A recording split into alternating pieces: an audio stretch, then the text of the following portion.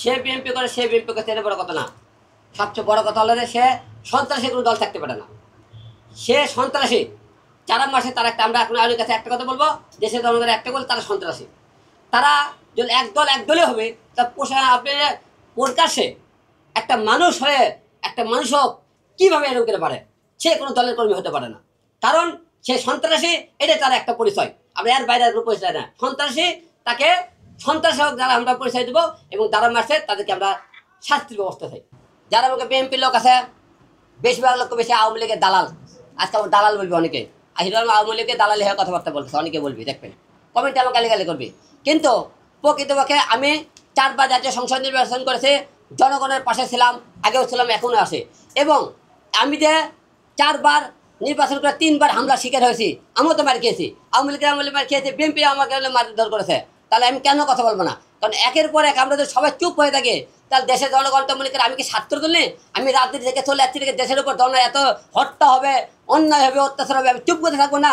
কারণ আমাকে মারধর করেছে, আমার নয় মা বাবা খালি ছিল না, আমার নয় টাকা ছিল না, আমার নয় প্রশাসন ছিল না, সেদিকে আমার মামলা নয় ধমকে ছেলে, আমার মারের নয় বিচারে হয়নি।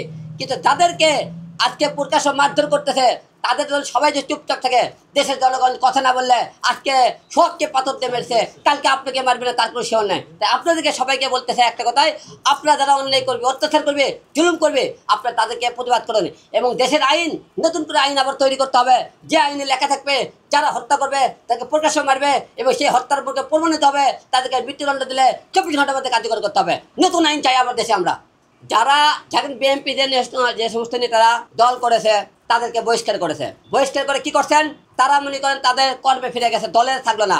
কিন্তু তাদের কিন্তু দলের সুযোগ সুবিধা খালি দল থেকে তারা কি করছে, নাম কেটে গেছে, সুযোগ সুবিধাকে তলে তলে তারা ঠিকই ভোগ করবে, ঠিকই তাদের পাশে দাঁড়াবে।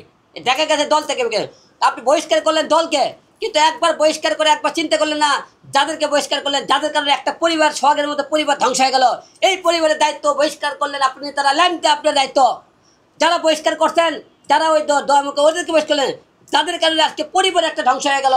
এই সোহাগের দায়িত্ব আপনার বহিষ্কার নেতারা যারা নিয়েছেন, যারা বহিষ্কার করছেন তারা লেন দেখে ওই পরিবারের আপনারা কি বহিষ্কারের দায়িত্ব নিতে পারবেন? একদিন 5 লাখ 10 লাখ টাকা দিয়ে সহযোগিতা করতে পারবেন, সারা জীবনে যদি তাদের দায়িত্ব নেন আপনারা, দেখুন আপনাদের কত বড় ক্ষমতা আছে বহিষ্কারের, আপনারা তা নেবেন না। আপনারা খালি মানুষের মিডিয়ার সামনে, জনগণের সামনে দেখে দিলেন, তারা বহিষ্কার হয়ে গেল।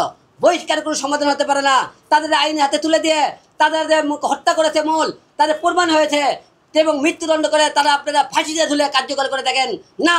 দেশের অন্যায় করলে, তার প্রতিবাদ করলে, এই ধরনের হত্যা করলে তাদের বিচার হলে ফাঁসি ফাঁসি ফাঁসি।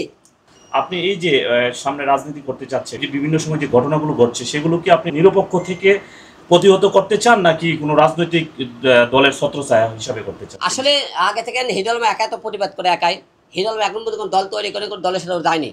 আমরা প্রতিবাদ করতেছিলাম আগে থেকে, এখনও করবো, ভবিষ্যতেও করে দেবো। কারণ দেশের জনগণকে নির্বাচন করলে যে আপনি প্রতিবাদ করবে তাহলে ভুল, তাহলে একতরফা হয়ে গেল। আপনি নিজের স্বার্থভাবে আমি নির্বাচন করবো, জনগণের প্রতিবাদ করবে, এটা তো হতে পারে না।